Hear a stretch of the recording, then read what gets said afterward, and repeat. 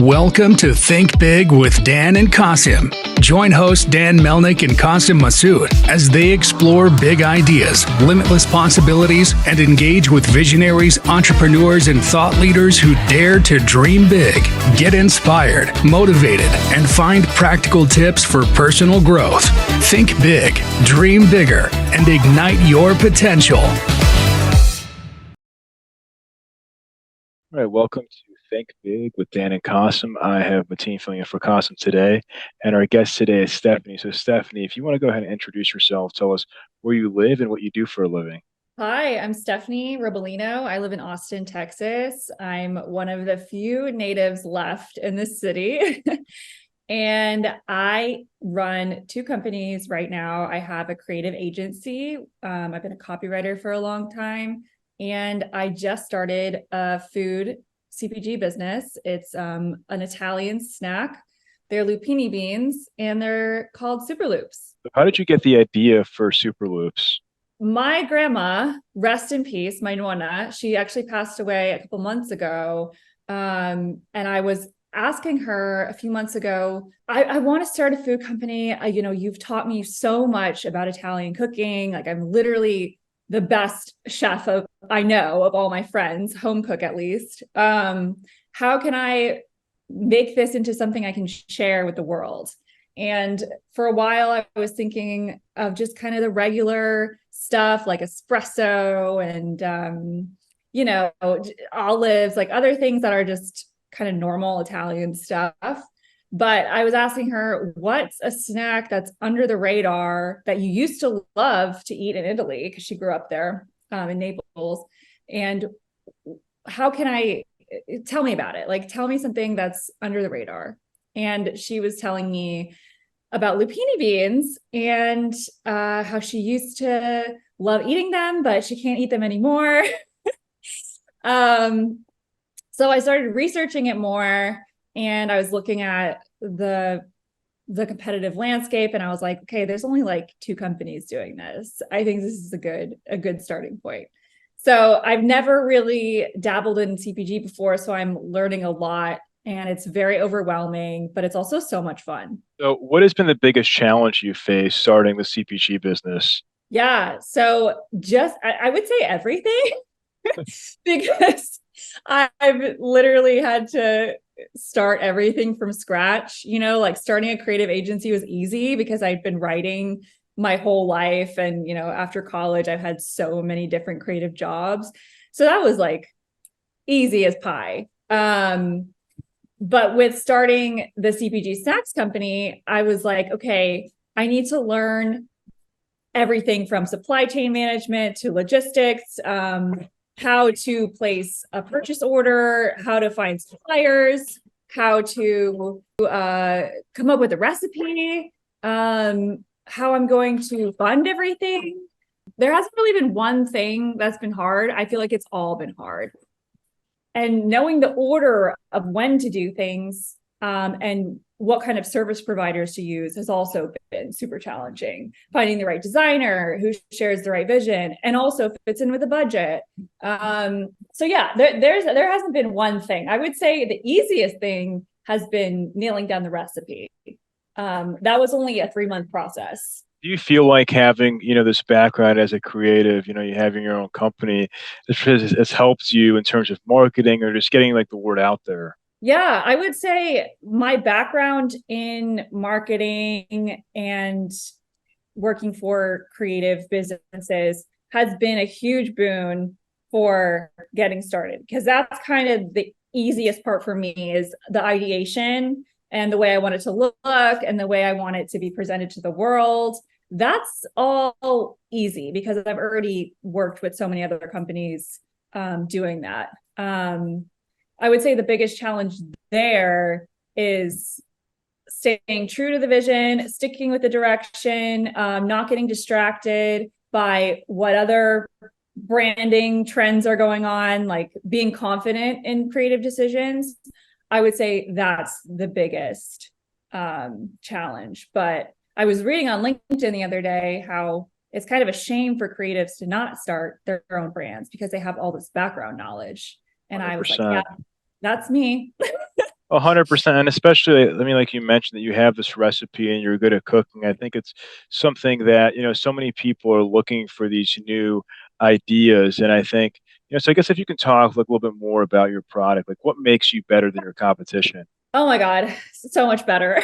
Because I obviously did a lot of research. I tried them all. Um, so lupini beans are not something that's really penetrated the US market, but they are very popular among like plant-based people, people following vegan and vegetarian diets, because they have so much protein in them. They have 2 times more protein than chickpeas, and they have less carbs and calories. So they're really keto friendly, but they're also just really delicious. They're pickled in a vinegary brine, and then they're marinated in extra virgin olive oil and spices. And there are 3 flavors that I'm starting out with: chimichurri, hot Calabrian pepper, and lemon herb. And I wanted to, although they are an Italian snack, I wanted to bridge both my heritages together. My dad is from Ecuador and my mom is Italian. So I wanted to include some South American flavors, and just kind of get some spice going, because like the competition is bland. That makes sense. So in terms of scalability, like, what is your goal? Is it more like D2C or B2B, like getting it in stores? Like, what are you looking to do? Yeah, so I'm going to start out D2C, and get the buzz going that way, work on the online channels, and then from there go to wholesale. Would love to obviously be in Whole Foods. I feel in Erewhon, like those are the 2 main markets that I feel like they would be perfect in. And being in Texas, there's so many different stores, like small little shoppy shops. Central There's HEB. Market, yeah, HEB, yeah. Central Market, like Central Market is a paradise for foodies. So I really want to start out intentionally and slow and really get my footing, because the last thing I want to do is run out of money, or, I feel like that's the worst thing that could happen is running out of money. As of right now, how are you getting the word out, in terms of, you mentioned D2C, is it more like social media marketing, or like how are you telling people about what you've created? Yeah, so they actually, Superloops have not launched yet. They're launching this month. Okay. So there's been a lot of on the ground sampling. So I've been doing some events here in Austin with Startup CPG. That's a nice community of folks. And then the beans made their appearance at a snack shot event in Boston, the other day. And then I've just been sort of giving people them and getting feedback, because I feel like I'm still in that stage where, I can still switch things up if someone tells me like, oh, this is off, or I have a suggestion. I'm still in that stage where I can do a lot of sampling, get a lot of feedback, and iterate from there. But soon when we launch, there'll be a lot of paid ads, social media stuff, organic content obviously is super important. People love seeing high protein recipes, which they are perfect for, because you can put them in salads, you can put them in pasta, you can put them on toast, you can do whatever you want. Like they're super versatile. So I'm going to focus on creating content for Instagram and TikTok. Exciting, and I think especially with food, like as you mentioned, right? Like people actually trying it themselves. There's nothing like it. Like they try a sample, okay, now I actually want to buy it, and I want to buy more, and I want to spread the word. Yeah, totally. And they will post about it on their own social media platforms, and then from there, it's a ripple effect. Awesome. So can you talk a little bit more about, like you mentioned D2C, about the role of technology in your company with your website, or even if you're using any artificial intelligence? I'm not using AI right now. It's pretty simple Shopify setup. um, I'm all ears though to hear what AI can do for the beans. Well, I'd say AI is more of like, it's like more of a customer service tool. It's like a chat Oh yeah. bot, or, having people like product recommendation. I think, one thing I would say is like when it comes to information, right? Because there's so many people that in America have no idea what this product is.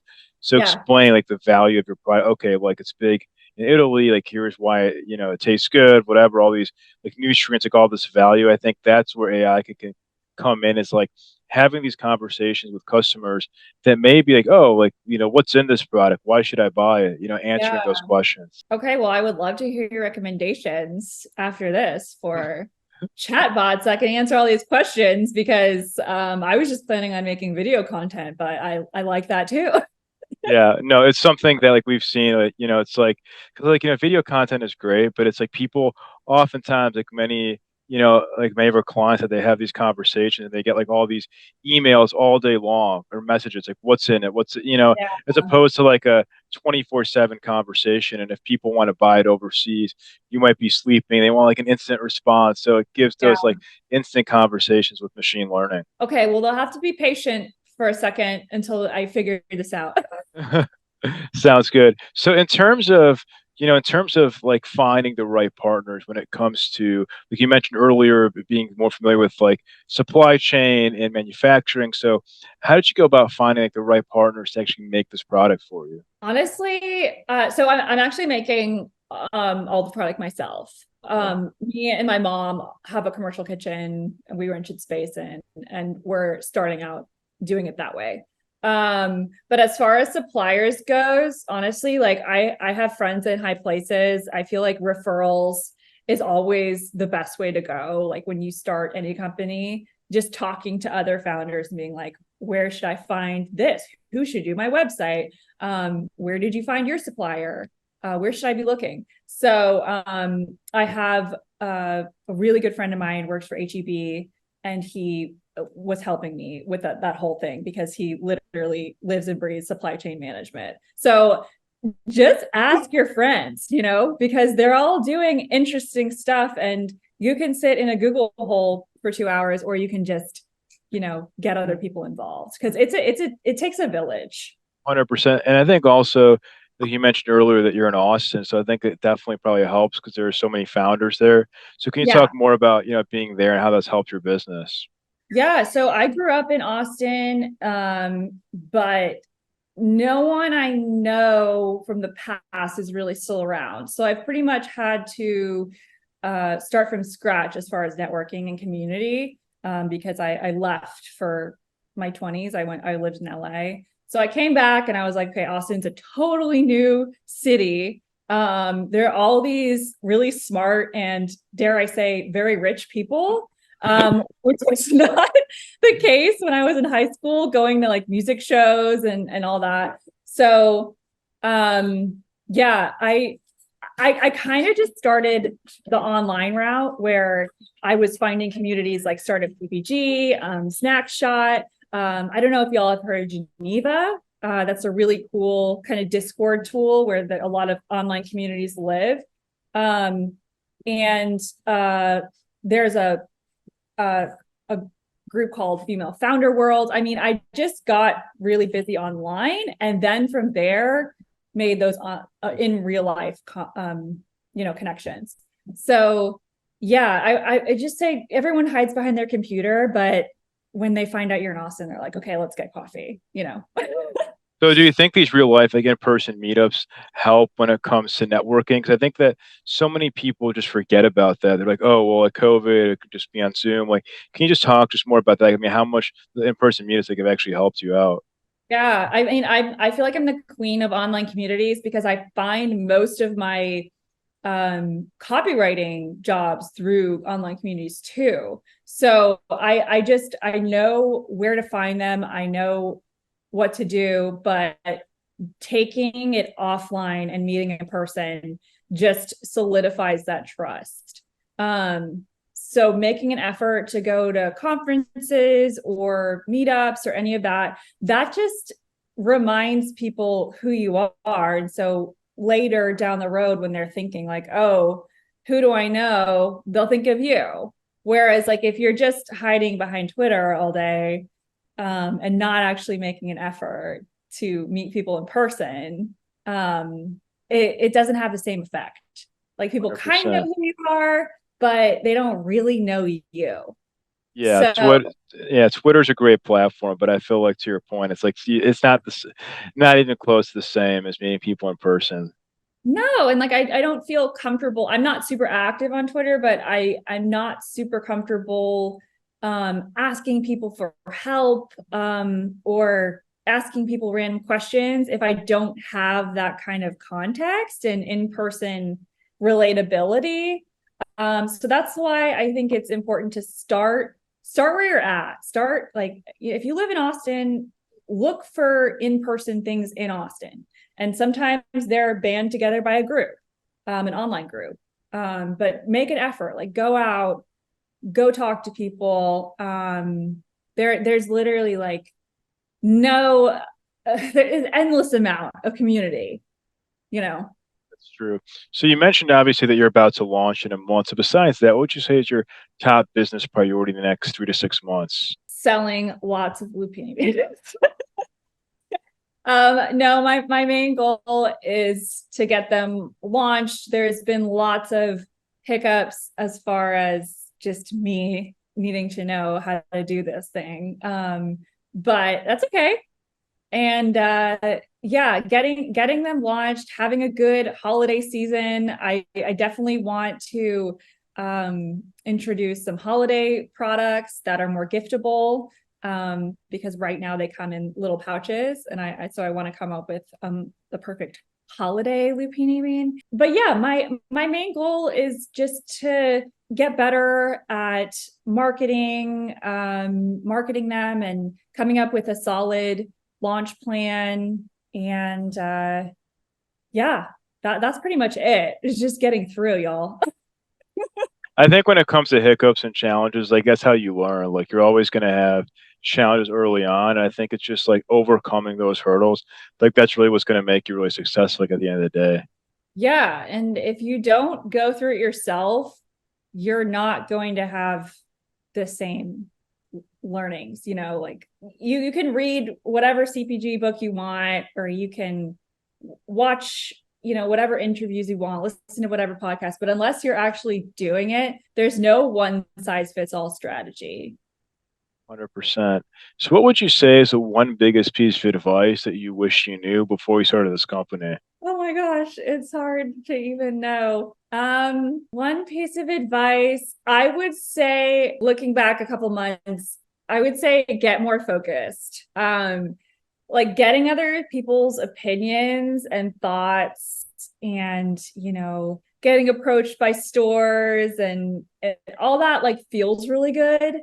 But you need to like look inside and look at your vision and say, okay, I can take all of these data points and think them through, but you're the entrepreneur, you know what's right, you know what you want to do. So don't let other people's noise kind of break your focus and distract you, because that's really easy, especially when you start something cool, because everyone's going to want to give you their 2 cents. I would say like talk to your mom, because she's going to give you like the absolute truth.